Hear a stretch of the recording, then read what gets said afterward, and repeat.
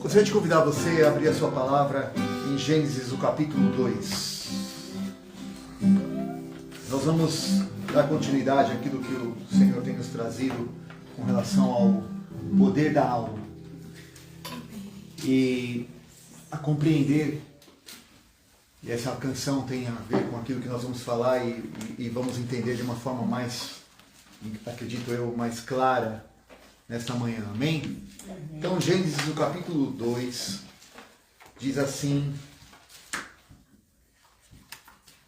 versículo 1 em diante: Assim os céus e a terra e todo o seu exército foram formados, terminados, acabados, dependendo da sua versão. Então, havendo Deus acabado no 7º dia da obra que fizera, descansou nesse dia de toda a obra que tinha feito. E abençoou Deus o 7º dia, o santificou, e nele descansou de toda a criação que fizera. Versículo 4, Gênesis 2. Estas são as origens dos céus e da terra quando foram criados no dia que o Senhor Deus fez a terra e os céus. Não havia nenhuma planta do campo na terra, nenhuma erva do campo tinha brotado, porque o Senhor Deus ainda não tinha feito chover sobre a terra, e também porque não havia o quê?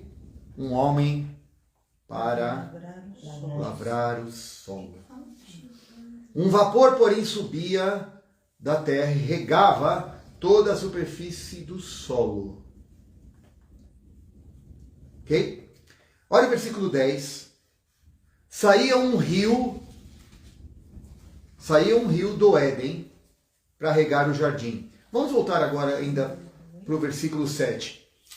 Formou o Senhor Deus o homem do pó da terra e soprou-lhe nas narinas o fôlego de vida, e o homem então se tornou alma vivente. Ora, plantou o Senhor Deus um jardim no Éden. Ok? Um jardim no Éden. E o Senhor então pôs ali o homem que tinha formado. E o Senhor Deus fez brotar aí sim da terra todas as espécies de árvores agradáveis à vista, boas para a comida, bem como a árvore da vida no meio do jardim e a árvore do conhecimento do bem e do mal. Saía então um rio do Éden para regar o jardim, e dali no jardim se transformava ou se tornava em 4 braços. Ok? Pai, mais uma vez, essa é a Tua palavra, nós nos achegamos a ela com fome e com sede e pedimos, Senhor, que a Tua palavra flua. Flua, Senhor, e que nós tenhamos os olhos do nosso entendimento abertos, a percepção do Teu Espírito sobre nós, e tudo aquilo que me lida contra essa palavra perca suas forças em nome de Jesus. Declaramos a liberdade somente do Teu Espírito, para a glória do Teu nome, em nome de Jesus. Amém. Queridos, precisamos entender e lembrar rapidamente para pegarmos o fio da meada. Nós entendemos que nós somos um ser espiritual, amém? Amém. Por sermos um ser espiritual, tudo que acontece na nossa vida, ela remonta ou ela remete a algo espiritual. E este algo espiritual, filhinho, vou pedir para você sentar ali, pode ser? Obrigado, filho. Eu posso me mexer um pouco. E tudo que acontece no mundo espiritual, então, ela tem a sua reverberação, ela traz em si a sua sombra no mundo natural. Então, a palavra diz em Coríntios, é o natural, assim como mostra o espiritual. Então, somos seres espirituais aprendendo a viver de forma natural. A questão é que nós não compreendemos e não percebemos o que tem acontecido às vezes na nossa vida, os processos que foram desencadeados. E Deus está trazendo à luz nesses dias, através de muitas pessoas, de muitos irmãos, e trazendo graça sobre a igreja, sobre o corpo de Cristo, para que, entendendo o que está acontecendo, possamos romper com esses processos e entrar naquilo que Deus tem para nós e cumprirmos o nosso propósito. Amém? Ótimo. Posto isso, vimos semana passada que tudo aquilo que nós comunicamos entra pelos nossos sentidos, isso gera em nós um pensamento. Este pensamento gera em nós alguma emoção, alguma situação, e independente dessa emoção, gera uma memória. Esta memória vira uma crença, e toda crença é autorrealizável, então ela acontece. Então aquilo que você pensa, aquilo que eu e você falamos, aquilo que eu e você sentimos, se nós não tivermos um filtro nesta situação, isso vai virar em nós automaticamente crença, e isso vai se acumulando conforme o tempo. E vimos que esses sentimentos, bons ou maus, tanto faz, eles vão se tornando então memórias, essas memórias vão se transformando e vão determinando em nós crenças, e elas vão se acumulando. E aí quando você então lembra de alguma situação que trouxe a você alguma espécie de sentimento, e você começa a viver um ressentimento, aquilo vai se acumulando e você então reage nessa base. Então a tua vida vai sendo travada, vai sendo acumulada de um acúmulo de imundícia, um acúmulo de situações, e a vida de Deus estando dentro de você não consegue fluir. Estamos falando aqui da nossa alma, da minha e da sua alma. Então, quando a Bíblia diz para renovar a nossa mente, ficávamos perguntando como que é possível então eu transformar meu pensamento, por que eu preciso? É ficar decorando, é ficar só me isolando das situações do mundo e não viver mais, ou só viver de uma forma controlada, onde eu tenho um controle externo, mas internamente continua tudo ali pronto para explodir a qualquer momento? Não é isso que a palavra nos ensina. E para entender isso, nós temos que entender como Deus nos fez. E aí, hoje, eu quero voltar para a base de tudo. Porque quando nós entendemos de onde viemos e como funcionamos no princípio e padrão de Deus, começamos a entender o que o diabo fez. E entendendo o que o diabo e o sistema fez, eu não sou mais ignorante com relação aos ardis de Satanás, como diz em Coríntios 10, então eu posso vencê-lo. Amém? Amém. Essa é a intenção. De não estudar o que o inimigo mas perceber como nós deixamos ele agir em nós. E aí então fecharmos essa porta e abrir a porta certa. E hoje nós vamos entender que temos uma porta. Aleluia. E nós somos a porta, depois que entendemos e entrarmos por ela. Mas vamos compreender. É provado já, e a ciência tem avançado, vimos de semana passada que a ciência se multiplicaria. O meu e o seu cérebro não diferem o que é real. Encostem alguém aí. Chacoalhe alguém. Ó, isso é real, certo? O seu cérebro e o meu não faz diferença daquilo que é real, daquilo que também não é real. Ele não consegue discernir. Porque se você fechar o olho, fecha o olho agora, por favor, vamos fazer esse exercício rapidinho. Fecha o seu olho. Imagine uma laranja. A cor da laranja. Fecha o olho. Aquele raminho saindo da laranja. Imagine você agora descascando a laranja. Né? Imagine você abrindo a laranja, começando a chupar ela bem docinha. Consegue? Aquele doce bem gostoso, aquele bem açucarado. Né? Quantos sabem o que eu estou falando? Que está percebendo alguma coisa?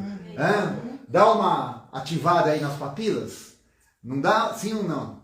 Sabe por quê? Porque o seu cérebro não sabe distinguir o que é real do que não é. Do que de fato está a matéria na sua mão ou não. O nosso cérebro é dotado de uma capacidade onde eu e você, para essa informação que foi dada ao seu ouvido, você teve uma sensação, uma percepção sinestésica, mexeu com os seus sentidos, o seu cérebro captou aquilo como verdade. Oi? Nós funcionamos assim. Deus nos fez assim. Então, se eu não percebo, se não depende da matéria, e aí chegamos no ponto que Deus fez, não dependemos da matéria para viver a vida que Deus nos deu. Aleluia. Para cumprir o que Deus nos deu. Nós não dependemos. E o inimigo sabe disso. Então o que ele faz? Ele bombardeia o nosso cérebro para que nós acreditemos somente naquilo que é material.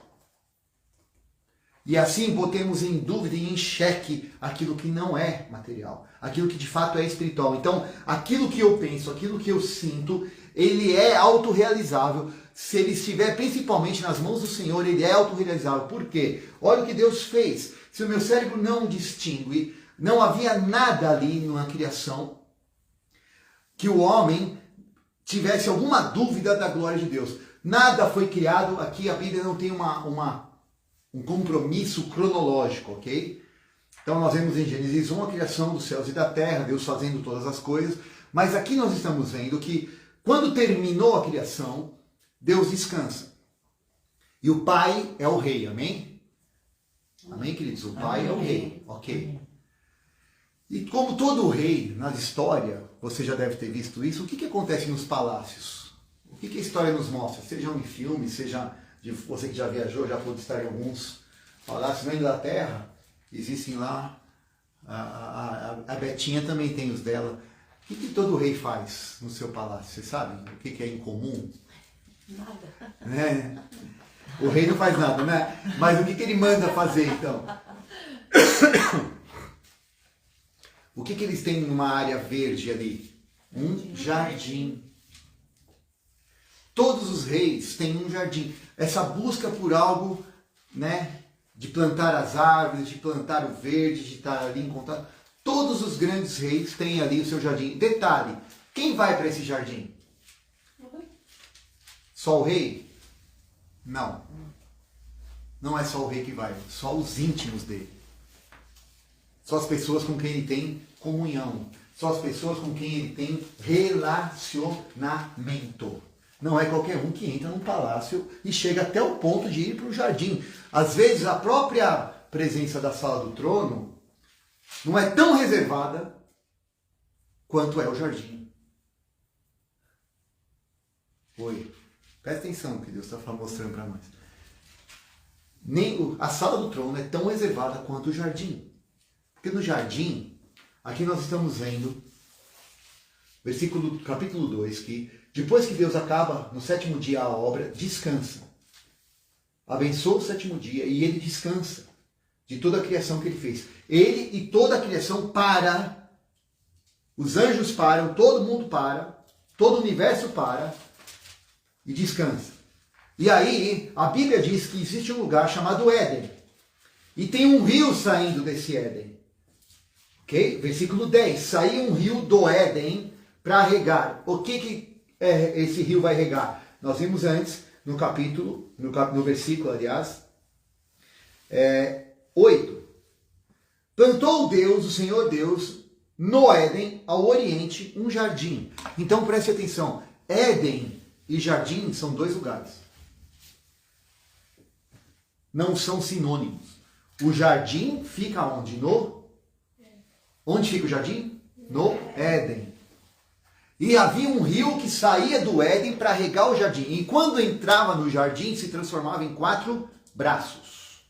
Em 4 rios.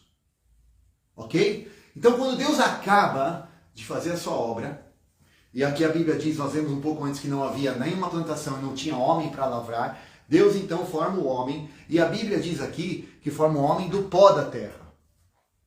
Não da sujeira. Não da lama. Ou seja, ainda a terra não tinha sido corrompida. O inimigo ainda não tinha caído por terra. Ok? Aqui, volto a repetir, a Bíblia não tem uma ordem cronológica. Então, Deus está formando as coisas, e aí quando ele forma o homem, e a Bíblia diz que o homem é formado à sua imagem e à sua semelhança. Ok. E também a Bíblia diz que ao cair da tarde, versículos... Assim o homem deu o nome a todos os animais, no versículo 20, ainda falando do capítulo 2. Mas no capítulo 3, versículo 8. Capítulo 3, versículo 8. Ouvindo a voz do Senhor Deus que passeava por onde? No jardim. Pela viração do dia, o homem e a mulher se escondeu. Mas o Senhor Deus pergunta ao homem, onde é que você está? Durante muito tempo a gente leu, estou falando de mim agora. Como é que será que Deus ia visitar o homem? Nós estamos falando aqui de algo espiritual, ok? Tudo no mundo ali, nessa ocasião, antes da queda, era espiritual. Então, para Adão, era normal a glória de Deus saía do trono, num rio, entrava no jardim, e nós vamos ver o que significa esses 4 braços, e esse jardim começa então a florescer, e aí o homem é que tem que começar a plantar as sementes que estão nesse jardim, e as flores e as árvores vão acontecendo. Não havia mais nada plantado em lugar nenhum, a não ser no jardim. O homem comia no jardim, o homem se deliciava no jardim, e o homem está ali agora, e Deus vem e fala com ele. Como que Deus vem? Com toda a sua tropa. Deus vem com um trono a reboque. Ele põe rodinha no trono e vem com o trono. É? O Papa Móvel tem. O Papa Móvel, o trono móvel. Era portátil. Aí vi um monte de anjo abrir ali o trono, Deus vinha e sentava no trono. Aí. Como é que o rei vai para o jardim? Se é um lugar íntimo, onde só tem pessoas quando não tem relacionamento. De que forma, então, Deus se comunicava com o homem? No espírito. Era tudo espiritual, mas vamos dar uma forma para isso. Então, o Éden, Deus, o Éden, agora ele tem um jardim. Nesse jardim ele pôs um ser, que é o contato dele, Deus, céu, com a terra. Porque desse jardim tem que dominar toda a...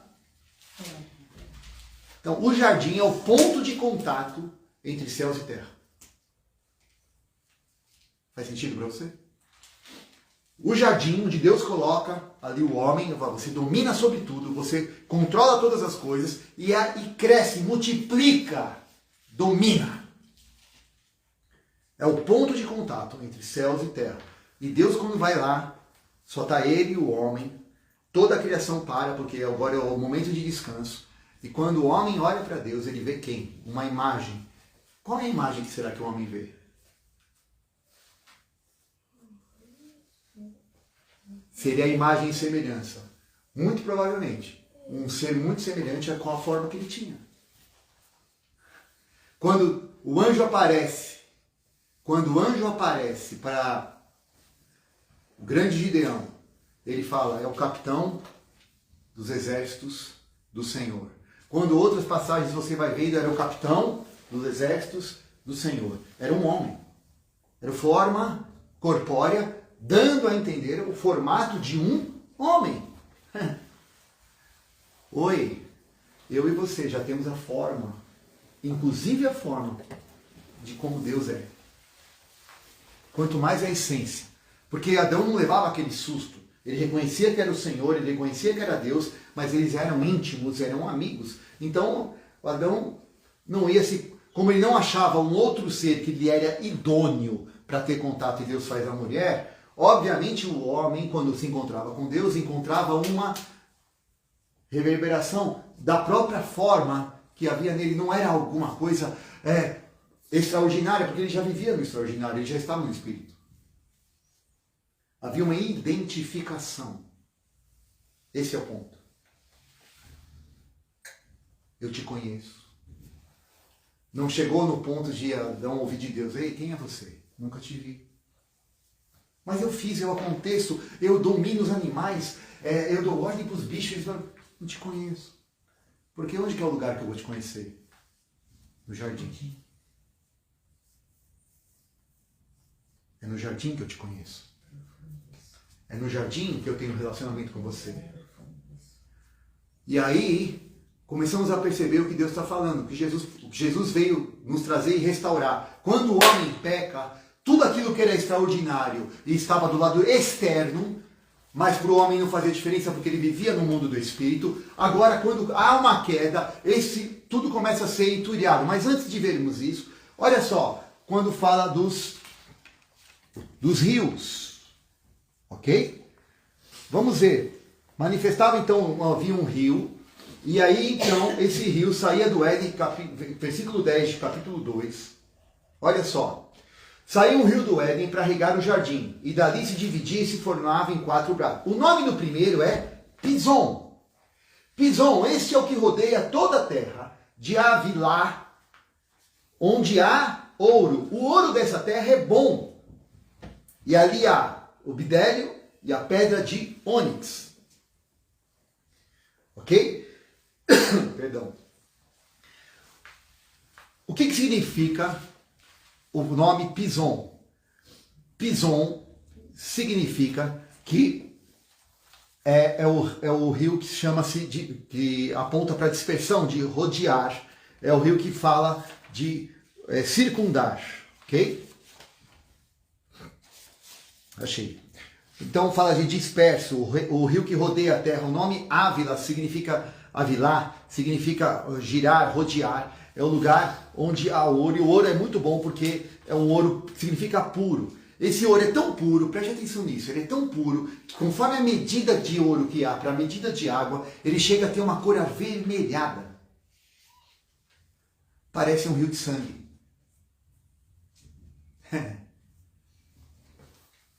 Parece um rio de sangue. O que nos lava e nos purifica? O sangue de Jesus. Olha só, e o jardim foi colocado aonde? Ao ocidente do Éden. Ao ocidente. Detalhes que a gente precisa perceber. O segundo rio se chama Gion. Versículo 13. O segundo rio é Gion. Este é o que rodeia a terra de Cuxê. Gion aponta para, significa paraíso. É um rio de paraíso.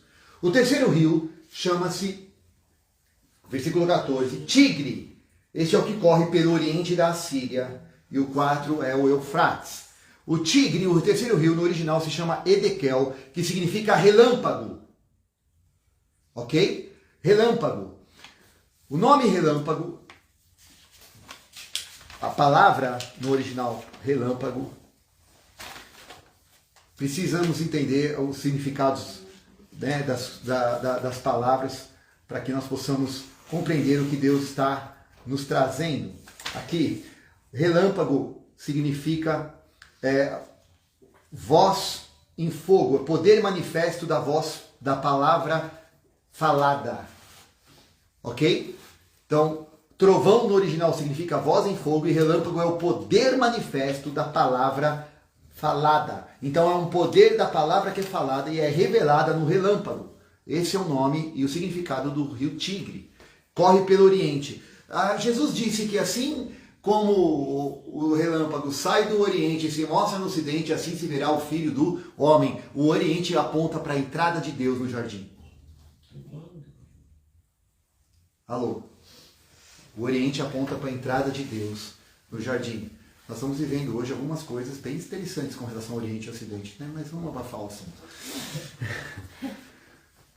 O quarto rio é o rio Eufrates, que significa trazer, irromper, força. Força. Um rio forte.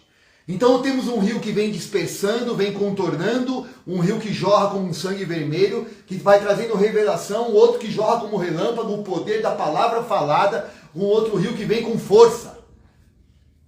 E um que mostra o paraíso, mostra o reino, a vontade de Deus, paraíso onde Deus habita.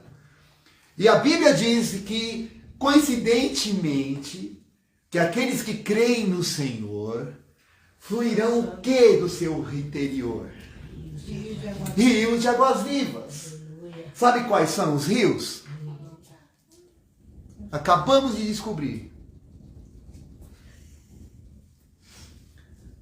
Eu e você acabamos de perceber que agora o rio vai fluir de você, os rios que fluem de você, no mínimo são esses 4. Por quê? Quando o homem peca, tudo que estava exteriormente, tudo que estava do lado de fora e que era natural porque ele andava no espírito, é abafado agora, começa a ser entulhado pelo pecado. A carne começa a dominar, a alma então, o poder desta alma destrambelhada, porque não está mais debaixo da orientação do espírito, mas está sustentando agora. O diabo se apresentou como o chefe das bestas feras do campo, diz a palavra. Ele dominava as bestas feras do campo. Ou seja, ele começa... O que uma besta fera come? Carne. Então, nós já vimos que o pó da terra é alimento agora da serpente. A serpente vai comendo tanto pó que vira o grande dragão, lá em Apocalipse 12. A serpente, o dragão, a antiga serpente que estava no Éden, diz a palavra. E aí, nós vamos compreender que perdão, o homem, quando peca, tudo que estava agora do lado de fora, imediatamente é transferido para dentro dele. Ele agora precisa ter um processo de desentulhar aquilo que agora começou a ser entulhado. O jardim que era fora, o jardim que ficava do lado externo, agora passa a ser interno. O jardim agora está no seu e no meu coração. Nós precisamos compreender, obrigado, qual é o processo que Deus precisa que nós não só compreendemos, mas venhamos a viver e viver com força, como dizem aí. Então, nos dias de Adão, o espírito sobressaiu o corpo, era tudo do lado de fora, porque era clara a manifestação. Ok? Olha o que diz o versículo 15. Em diante, do capítulo 2 de Gênesis. O Senhor Deus tomou o homem e o pôs no jardim do Éden para lavrar e guardar. Ordenou Deus ao homem, dizendo, de toda árvore do jardim você vai comer. Mas da árvore do conhecimento do bem e do mal, dela você não come, porque no dia que você comer, certamente morrerás. E amados, vamos ser claros, vamos ser práticos. Deus aqui não está falando de uma maçã, de um fruto, de algo assim específico que você vai pegar e vai morder, e quando morder cai os dentes. Né? Não tinha essa mira na época ali para tratar e resolver. Não é isso que Deus está falando. Né? O que os hebreus entendem, o que o povo de Deus, Israel, fala do que é uma árvore da vida. O que é a árvore da vida? É aquela árvore que traz uma plenitude, que a partir da semente, do fruto que é produzido por essa árvore, tudo que ela faz prospera. Isso é a árvore da vida, no entendimento claro dos judeus. Já a outra árvore é o contrário, ela retira tudo aquilo que é plenitude. Tudo que alguém experimenta dessa árvore, ela suga o que há dentro de você. Morte. Ela impede você de crescer e, além disso, suga o que está dentro de você. Então, o que Deus está dizendo para Adão, quando ele coloca essa situação aqui do versículo 17, olha, você pode comer entre uma árvore ou a outra. Deus está dizendo o seguinte, tem uma maneira de eu e você permanecermos na vida. Existe uma forma de eu e você permanecermos na vida. E a vida, a semente dessa vida, também é uma maneira que você não vai mais precisar ter medo, nunca vai morrer, porque a vida, ela é a vida que está no meio do trono. Porque o rio que irrega este jardim é um rio que tem uma nascente. Sabe qual é a nascente? O trono do Senhor. É exatamente o trono de Deus. Então, se o trono de Deus é a fonte da vida, e esse rio flui, e quando chega no jardim, ele abre em 4 braços, eu tenho que comer e tenho que beber desta água. Eu tenho que estar ligado e linkado à fonte. E só existe um lugar onde essa fonte é acessível, é no jardim. Quando você e eu percebemos que a história nos mostra muitos homens viajaram para muitos lugares desconhecidos. E onde estes homens chegavam, a primeira coisa que eles procuravam era a fonte das árvores. Vocês já viram isso também? É algo que os arqueólogos, as pessoas pesquisam. Onde é a nascente? E muita gente morre procurando a nascente, porque não acha. Nós sabemos onde é a nossa. Amém. Ela vem do trono. Amém. Do trono do Senhor. E aí, por isso que quando o homem experimenta da árvore errada, começa então a andar numa semente que não é a semente da vida, Deus protege a árvore da vida e evita então, põe ali uma espada e anjos que a escondem, porque se o homem comesse também desta árvore, o pecado ia reinar para sempre. Essa semente do mal iria reinar para sempre, tragando a vida. E Deus não queria isso, Deus não tem esse projeto para nós. Então ele guarda. Quando Jesus vem, ele abre esse caminho, matando e aniquilando o poder do pecado na carne. E aí então tudo é restaurado novamente, aleluia. Só que existe um ser que provou das 2 árvores. Adivinha quem foi? Lúcifer. Porque ele estava junto à fonte. Ele servia junto ao trono. Só que em determinado momento ele resolveu praticar uma outra semente. E porque ele agora comeu das 2, ele é o próprio pai da mentira e ele é eterno, por isso que ele precisa ser destruído. Por isso, não dá para nós estarmos nas 2 árvores. Nós temos que decidir qual lado nós vamos estar. Ou na vida, ou na morte. Porque se queremos a morte, por isso que a morte é eterna. A separação é eterna, porque o pai dela, Lúcifer, assim o fez. E Deus, por amor a nós, escondeu a árvore da vida. Não, Adão, se você comer dessa árvore da vida, você vai ficar eternamente em pecado. Eu não quero você eternamente em pecado. Não quero você eternamente longe de mim. Não foi para isso que eu te criei. Morte espiritual. Então, ele é o único que participou dessas duas árvores. E Deus então protegeu. Quando Jesus morre, então nós temos capacidade de voltar a tudo aquilo que Deus tinha planejado. Em 1 João, então, diz que quem é nascido de Deus não peca habitualmente. Então, quem nasceu de Deus, quem bebe dessa água continuamente, não vive pecando. E o inimigo não pode tocar.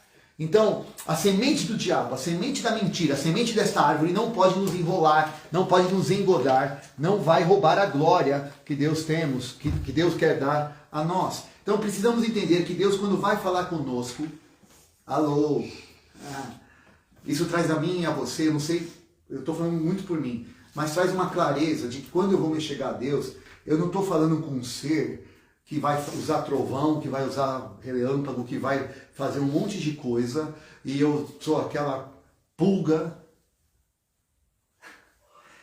né? Tentando dar uns pulinhos para ver se ele me nota. Oi?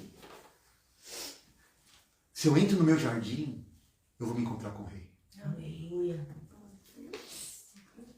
Ele está lá me esperando. Porque a gente vive falando, Deus vem, Deus faz, Deus isso, aquilo, pá, pá. E ele está falando, ei, eu estou aqui te esperando. Quando é que você vai voltar para dentro de você?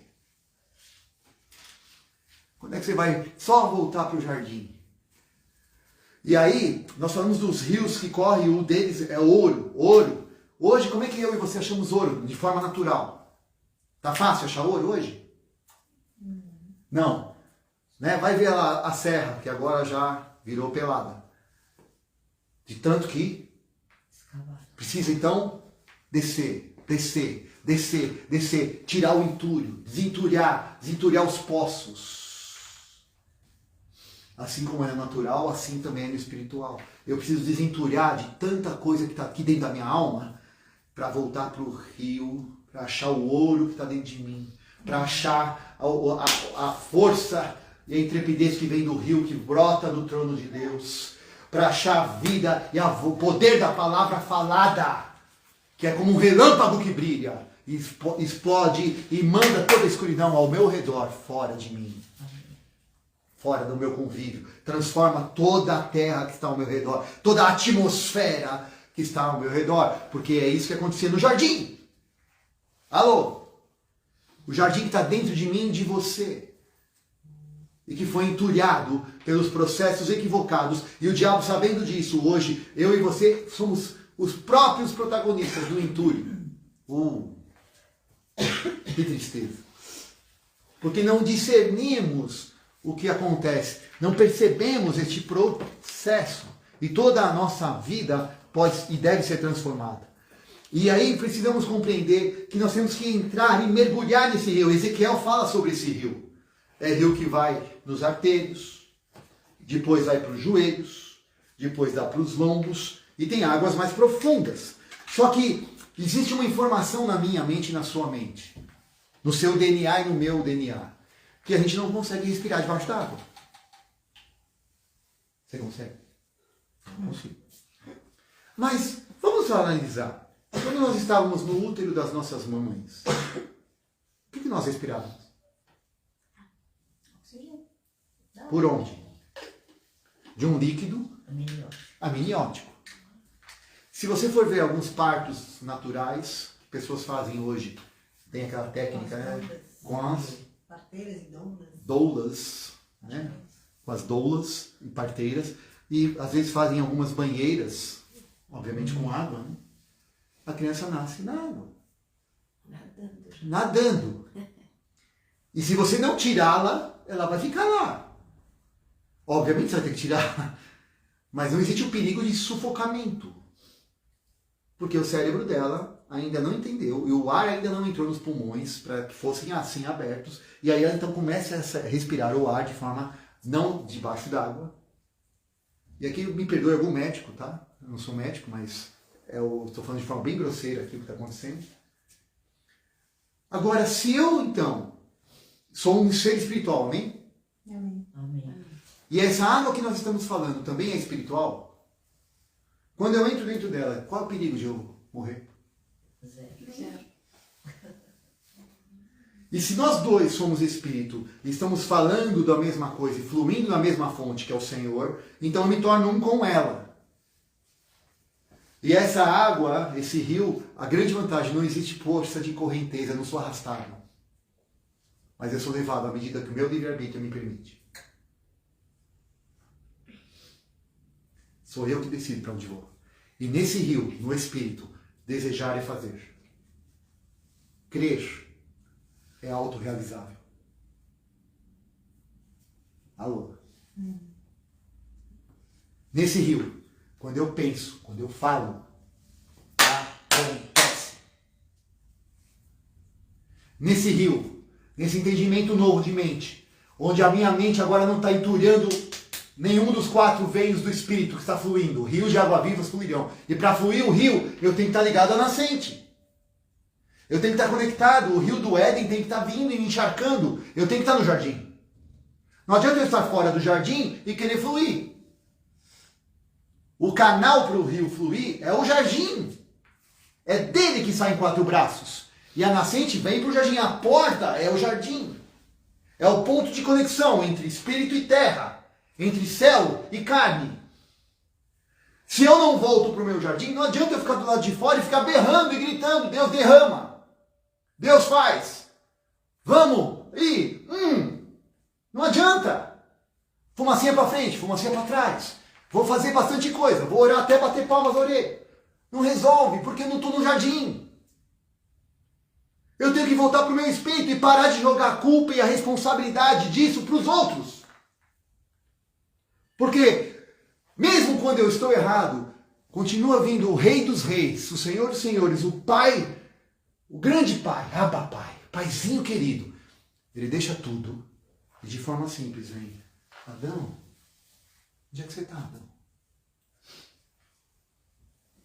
Esconde. Mas ele não vem te acusar. Ele não vem te julgar.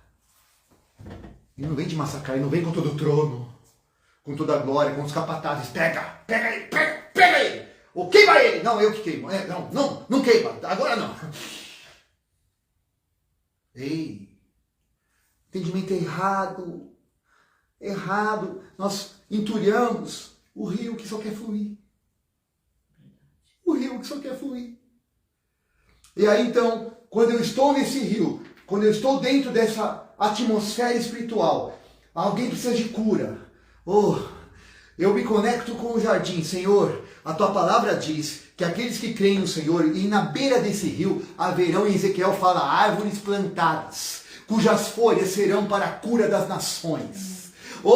Seremos como árvore plantada junto aos ribeiros de água, cujas folhas não murcham. Tudo quanto faz prosperará. Neste rio, eu só pensando, desejando, querendo, crendo, eu falo, é realizável. Então, Senhor, libera agora o veio da cura sobre esta pessoa.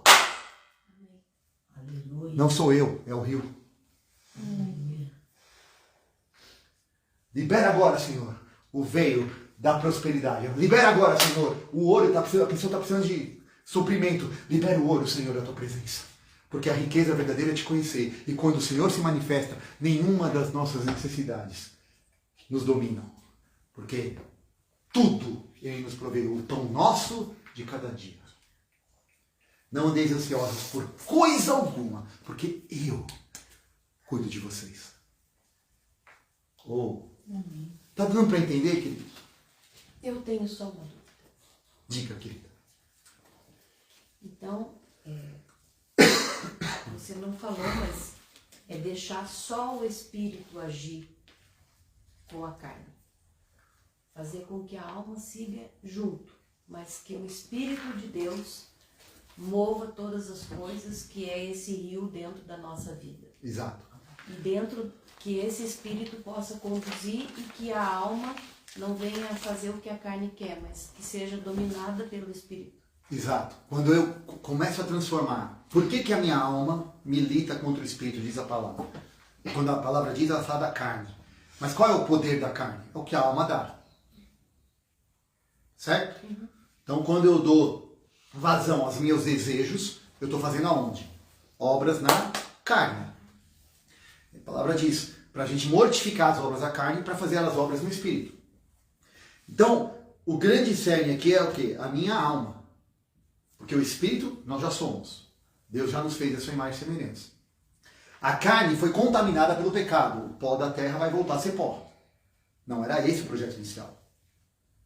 Porque o pó, a forma que o pó tem, ainda é a imagem e semelhança de Deus. O pó também é a imagem e semelhança de Deus. Porque Deus não falou, você é minha imagem e semelhança no Espírito. Ele fez um boneco. Tanto é que hoje, no meu entendimento, ele também se comunicava com o homem na mesma forma. Corpórea, no mesmo contorno. Vamos usar a palavra contorno. Porque o homem não estranhava. E não era como um bicho, não era como outra coisa extraordinária. Era alguém que conversava, era semelhante, era identidade, havia uma identificação. O fato é que hoje a nossa alma foi entulhada e hoje nós estamos procurando alguma coisa para nos identificar. E estamos buscando fora. E nessa busca fora, nós estamos perdendo tempo e continuando a entulhar o jardim. Sabe aquela história da arca perdida? Né? Está na hora de a gente abrir o tesouro arqueológico do nosso coração. E botar esse jardim à tona, botar ele em relevância novamente. Voltar e vivemos do Espírito que já está em mim, está em você. Já foi. E aí, Deus é tão maravilhoso que, sabendo dessa situação da carne, ele derramou o Espírito Santo dele. Então, olha só, Deus é o Pai, é Espírito, é o Pai das luzes, ok? Criou os Espíritos. Todos nós viemos dele. O corpo foi corrompido. Então, o Pai é o que dá a ordem, é o Pai, Filho e Espírito, ok? Ok. O Filho, então por isso que Deus é amor. Deus é amor, ele é o amor. Por ele ser o amor, Jesus é a expressão da graça, favor imerecido. Nós não merecemos nada, mas ele de graça veio, se esvaziou, se vestiu da nossa corruptibilidade, abrindo mão das coisas dele, e como homem, ele venceu as coisas. E aí o Espírito Santo foi derramado aonde? Sobre toda a carne. Porque é quem faz. Quem faz a obra? Nós, na carne, através do Espírito Santo. Jesus falou que o Espírito Santo ia nos guiar a toda a verdade. Então, quando eu pego uma Bíblia e vou lê-la, eu estou tomando uma atitude natural, física. Ok? É físico, isso é papel. Ok? Estou usando os 5 sentidos. Estou fazendo isso pelo Espírito. E o Espírito vai me guiar na verdade. A verdade fica onde? Na minha alma. Eu sou o caminho, a verdade e a vida. Mente, vontade e emoções. Caminho, verdade e vida. Então, na minha mente, eu tenho que tomar uma decisão de pensar na verdade. As minhas emoções têm que tomar um caminho. E eu tenho que optar na minha vontade pela vida. Então, Jesus é a expressão da alma de Deus. Espírito, alma e corpo. E ele escolheu, hoje, o corpo dele é a igreja, aqui na terra. Mas se nós não deixarmos o rio de Deus fluir, se nós não permitirmos e não nos alimentarmos do rio que flui do trono, quem está sofrendo primeiro somos nós. E depois toda a terra que nós temos para dominar. Existe uma terra esperando para ser conquistada. Existem parentes, existem familiares, existem vizinhos, existem pessoas que precisam ser impactadas e terem a sua sede saciada do rio que flui através de você. Amém. Que traz ouro, que traz o poder da voz falada, que vem com força e intrepidez, que mostra e leva a pessoa a viver no paraíso. Aleluia. Glória a Deus. O que nós estamos fazendo com isso, irmãos? Irmãs, quando nós estamos neste nível, tudo que pensamos, tudo que falamos é autorrealizável. O diabo sabe disso. Porque ele sabe disso. Hoje na alma, ele inverteu o sistema, mas o princípio não muda. O que eu e você pensamos na alma também é autorrealizável. Por isso que nós não estamos comendo do pão da vida, estamos comendo morte. Porque a nossa mente está programada para viver num princípio de forma errada. E não tem como negar o princípio. A lei da gravidade existe, você acreditando nela ou não. E a palavra é a verdade. Quando ela diz que você fala, acontece, vai acontecer. E eu não estou falando de novo aqui de positivismo, de pensamentos apenas. Eu estou falando de vida de Deus. Estou falando de você mergulhar nesse rio, que já está dentro de você. A gente está esperando algo de fora, quando já está dentro. Amém? Vamos orar, Pai. Nesta manhã, Senhor, nós queremos voltar para o jardim. Nós queremos te pedir perdão, Senhor, porque entulhamos muitas vezes as coisas com coisas que não te agradam, com o conhecimento do bem e do mal, ó Deus, e ainda queremos ser eternos praticando essas coisas. E pela tua misericórdia, o Senhor mesmo nos resiste, porque o Senhor não quer que nós morramos. Mas nesta manhã, Senhor, ajuda-nos a compreender que o Senhor nos deu um cérebro dotado de capacidade. O Senhor nos criou com uma capacitação que nós não temos nem a menor ideia ainda, Pai. Já é provado, Senhor, que nós não usamos nem 10%, quiçá 7 ou 8% da nossa capacidade mental. E, Senhor, mesmo assim fazemos tão mal a nós mesmos. Tem misericórdia. Mas, Pai, nesta manhã, eu peço que o Senhor gere um start em nós. E que nós possamos começar a desfrutar do Éden e mais ainda de vivermos, Senhor, nesse jardim, lugar de intimidade, lugar, Senhor, de descanso do Rei, onde o Rei pode andar com seus amigos. Tua palavra diz que o Senhor não nos chama de servos, mas sim de amigos. Que o Senhor nos revela aquilo que o Senhor vai fazer, porque o Senhor não pode ocultar aos seus amigos aquilo que o Senhor vai fazer. Oh, Deus. Obrigado, Deus, pela graça que o Senhor tem revelado nestes dias. Obrigado pelo teu amor e pela tua comunhão. E nesta manhã, Senhor, nós queremos dar vazão a este rio. Em nome de Jesus. Dizemos falência a toda obra do mal, tudo aquilo que vem roubado, matado e destruído. E declaramos em nome de Jesus. É chegada a hora da manifestação dos filhos de Deus. Oh, Ebaramanai Kolobianda, em nome de Jesus. Nós declaramos isso, Pai, para a glória e honra do teu nome. Em nome de Jesus, o Senhor abençoe a cada um, cada casa, cada família. Que o Senhor venha transformar, ó Senhor, e a fazer a sequidão, ó Deus, onde há deserto, que haja vida. Que esse rio passe e transforme, ó Deus. E haja, Senhor, o nascer da erva correta, das ervas que vão trazer alimento, cura, solução, direção para as nações. Em nome de Jesus, sobre cada casa, sobre cada família. É o nosso desejo, é o nosso clamor nesta manhã, em nome de Jesus. Bem, nós vamos continuar orando aqui. Você seja abençoado na sua casa, na sua família, onde você estiver. Deixa o rio fluir. Deixa essa vida passar e transbordar em você e através de você. Em nome de Jesus, Deus te abençoe. Amém.